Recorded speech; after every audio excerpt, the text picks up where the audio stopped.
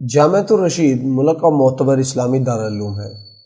یہ مدرسہ سندھ کی متمول مذہبی شخصیت مفتی رشید احمد لدھوانی نے 1977 میں بنایا تھا۔ مفتی صاحب اپنے زمانے کی بااثر دینی شخصیت تھے۔ یہ افغانستان میں جہاد کا زمانہ تھا۔ مفتی صاحب افغانستان اور پاکستان دونوں ممالک میں عزت کی نگاہ سے دیکھے جاتے تھے۔ چنانچہ سینکڑوں کی تعداد میں افغان لیڈرز مفتی صاحب کے شاگرد رہے۔ مفتی صاحب ذاتی حوالوں سے بھی حیران کن انسان تھے۔ انتہا درجے کے صفائی پسند تھے۔ اپنے جامعہ کے غسل خانے تک اپنی نگرانی میں صاف کراتے تھے۔ وہ دیوار کے ساتھ خود ٹیک لگاتے اور نہ کسی دوسرے کو لگانے دیتے تھے۔ ان کا فرمانا تھا، اس سے دیوار پر پسینے کے نشان لگ جاتے ہیں اور یہ جمالیاتی حس کی توہین ہے۔ ان کا کوئی طالب علم یا خادم بجلی کا بٹن آن کرتے ہوئے اگر سوئچ یا سوئچ بورڈ پر گندا ہاتھ یا پورا ہاتھ لگا دیتا تھا تو آپ ناراض ہو جاتے تھے۔ فرمایا کرتے تھے، سوئچ انگلی سے دبایا جاتا ہے، بورڈ کے ساتھ گلے ملنے کی کیا ضرورت ہے۔ مفتی صاحب نے جسم کے بالائی حصے کے لیے الگ اور زیریں حصے کے لیے دوسرا تولیہ رکھا ہوا تھا۔ یہ اپنے شاگردوں کو بھی 2 تولیے استعمال کرنے کی تلقین کرتے تھے۔ وقت کے انتہائی پابند تھے، ہاتھ صاف کر کے ملاتے تھے۔ نرم گفتار بھی تھے اور پوری توجہ کے ساتھ دوسروں کی بات بھی سنتے تھے۔ مفتی رشید احمد صاحب کا 2002 میں وصال ہو گیا، لیکن یہ کراچی میں ایک شاندار مدرسہ چھوڑ گئے۔ ان کے بعد ان کے شاگرد خاص مفتی عبدالرحیم نے جامعہ کی ذمہ داری سنبھال لی اور کمال کر دیا۔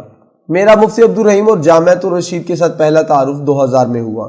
مجھے ان کی دعوت موصول ہوئی اور میں پہلی مرتبہ جامعہ آیا، اور سچی بات ہے مجھے ان کے انتظام و انصرام، کیمپس کی صفائی اور طالب علموں کے ڈسپلن نے بہت حیران کیا۔ میں نے زندگی میں پہلی مرتبہ کسی مدرسے میں سوئمنگ پول دیکھا اور اس میں بچے اور استاد باقاعدہ سوئمنگ بھی کر رہے تھے۔ جامعہ کا کچن صاف ستھرا تھا۔ کھانے پکانے، کھانا سرو کرنے اور کھانا کھانے والے تینوں میں ڈسپلن اور صاف صفائی تھی۔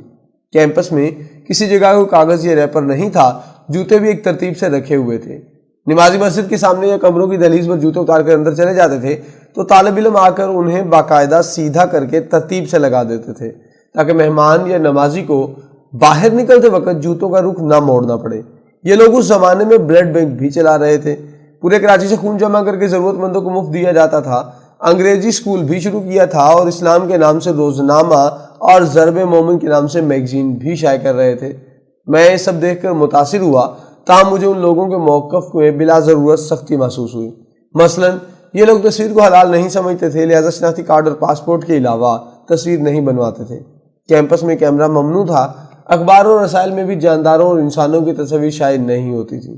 تصویر چھاپنا مجبوری ہوتی تھی تو یہ تصویر کا سر کاٹ دیتے تھے یا چہرے کے نقش ایڈٹ کر دیتے تھے۔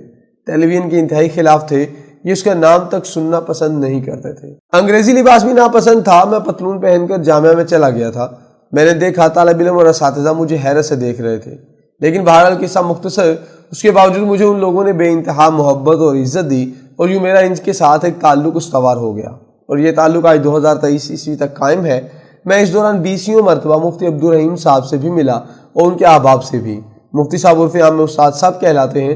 یہ میرے گھر بھی تشریف لائے اور میرے اہل خانوں کو بے تحاشا دعائیں بھی دیں، اور مجھے ان کے ساتھ عمرہ کی سعادت بھی نصیب ہوئی۔ میں 2010 میں جامعہ کے کنوکیشن میں شریک ہوا تھا اور مجھے 5 مارچ 2023 کو جامعہ کے 14ویں کنوکیشن میں بھی شرکت کا موقع ملا۔ اس تقریب میں گورنر سندھ کامران ٹیسوری، وزیر اعلیٰ سندھ سید مراد علی شاہ، سابق کور کمانڈرز اور ریٹائر اور حاضر سروس جنرلز بھی شامل تھے، اور میرے دوست اور انتہائی مثبت رجحانات کے مالک صحافی سلیم صافی بھی تھے۔ جامعہ میں 22 سال میں بے تحاشا تبدیلیاں آ گئیں۔